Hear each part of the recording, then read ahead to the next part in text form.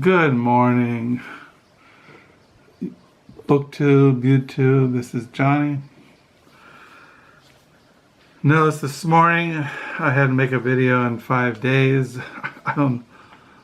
We're already in a new month, and it is the month of August. Here it is August the 2nd, 2020. It is a Sunday morning. It is 10:16. Writing in my paper diary this morning. I'm on page 729 for the year 2020. Yeah, these are my August journals. As you all know, the first folder is from August the 1st into August the 15th. I have in there my calendar, August calendar. You notice that on the 6th of this week I have a doctor's appointment. I have to have my, I think it's my yearly physical, my 6-month physical. Nothing's wrong with me. I just go in, my doctor looks me over, looks at my blood work, and I'm feeling okay for being an old guy. My birthday is next week. I'll be 68 years old. So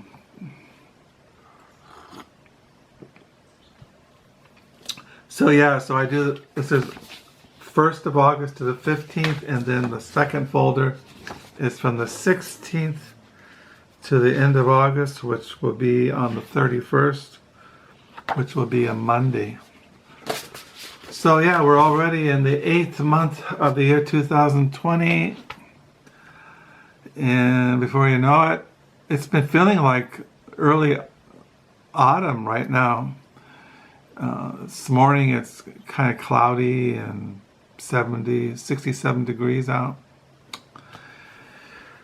So what have I been reading? Well, I have been reading pretty much The Life of Samuel Johnson by James Boswell. I've read 333 pages, and the actual text is about 1,200 pages. So I've been reading this, studying it, pondering it,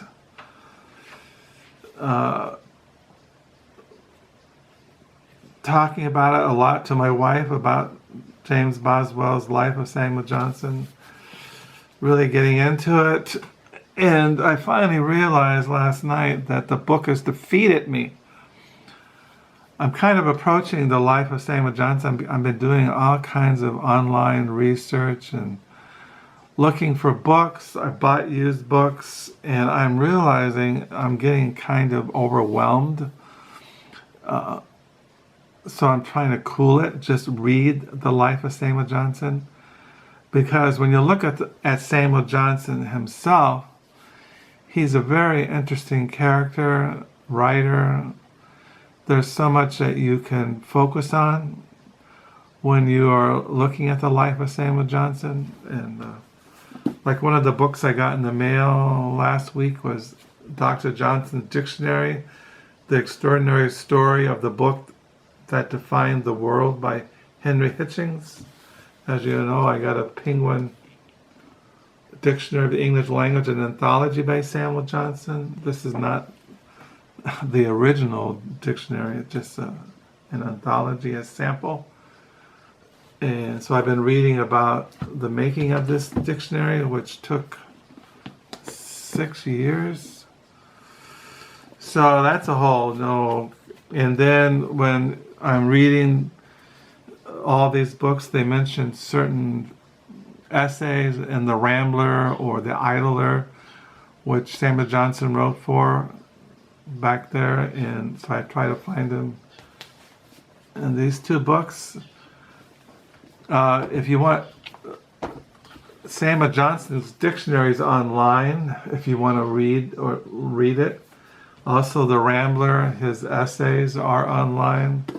I don't know about The Idler or The Adventurer that he wrote essays for.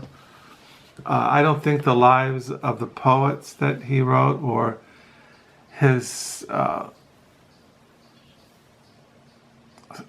he wrote annotations to the works of Shakespeare, which I don't know if are online either. Last week I looked at buying the works of Samuel Johnson. They go for like $300 or $400. I mean, they've been reprinted up until the 19th century, but I don't know if I want to spend that much money. I'm kind of getting overwhelmed, so I'm kind of trying to cool it and just read throughout this week the more of life of Samuel Johnson.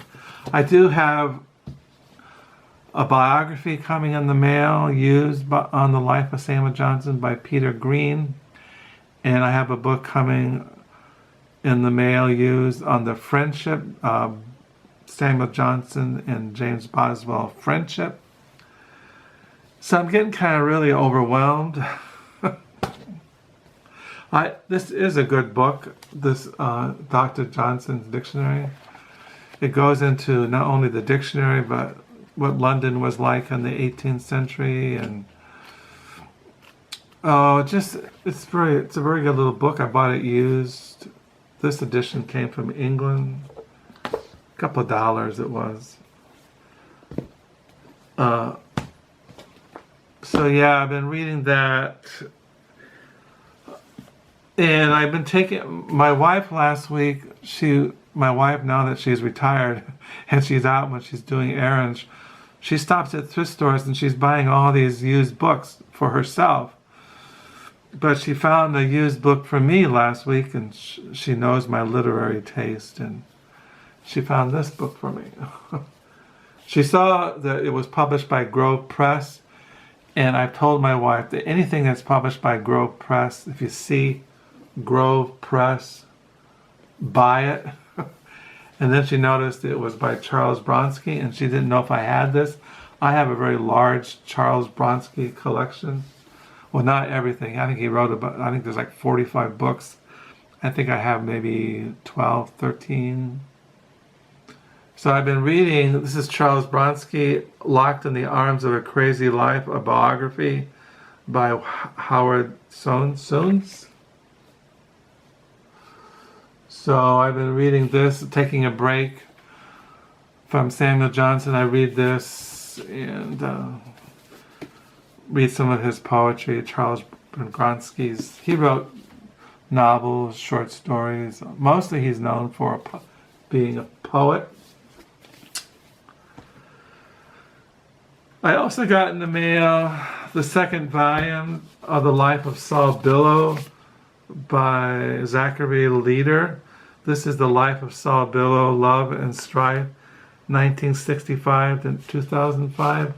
I already had the first volume in our library, The Life of Saul Bellow, Fame and Fortune, 1915 to 1964.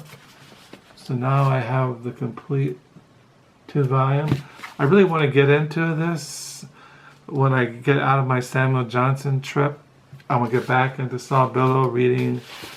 I was reading a while back his novel Herzog, and I was reading his letters and Saul Bellow's nonfiction. I have those over in the living room on my to-be-read pile.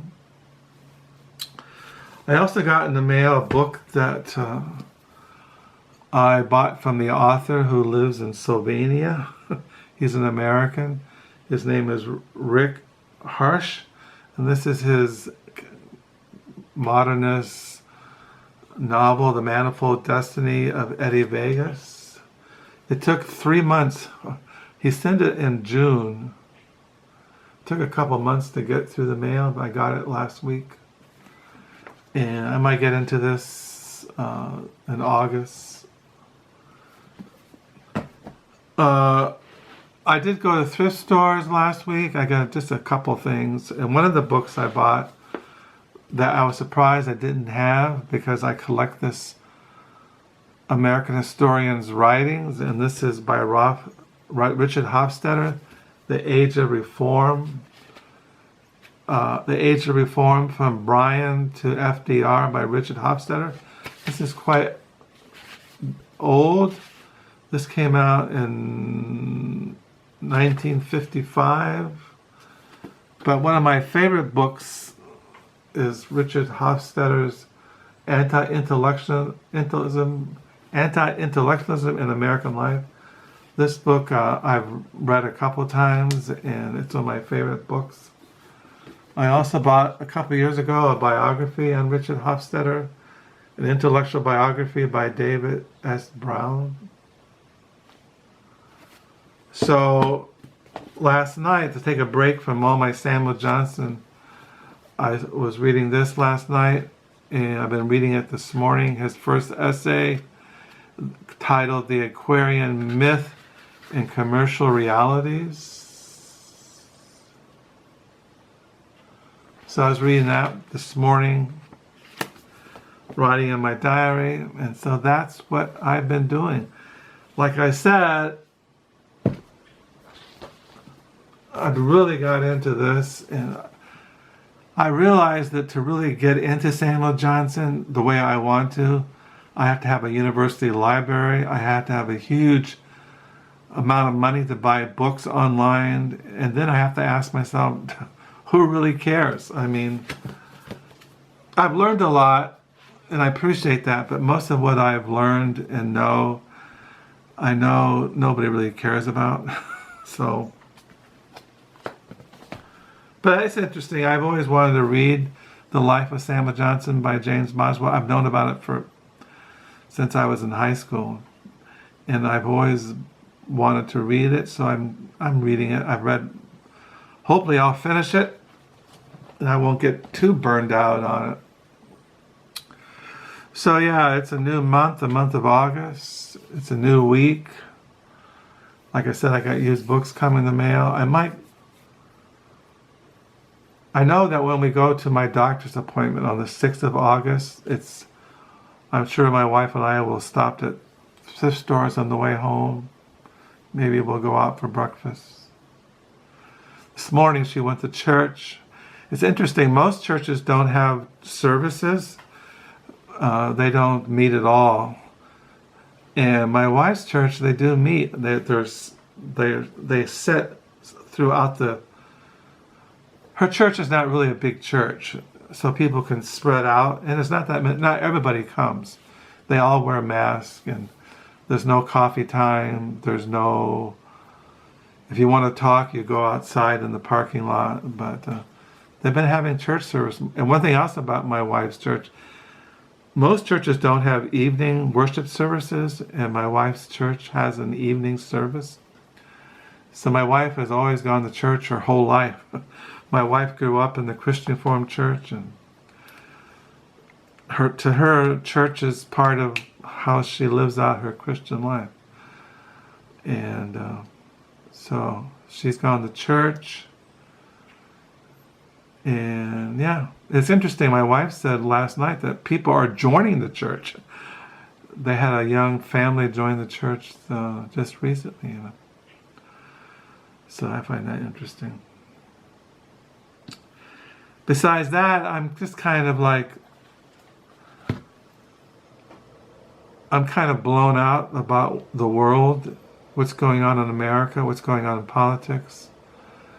I have been really never seen it so bad in all my life. It's kind of, when you know American history, you know, in some ways America is a great nation. It's not perfect. It has a lot of flaws. But it really depresses me to see it being torn down.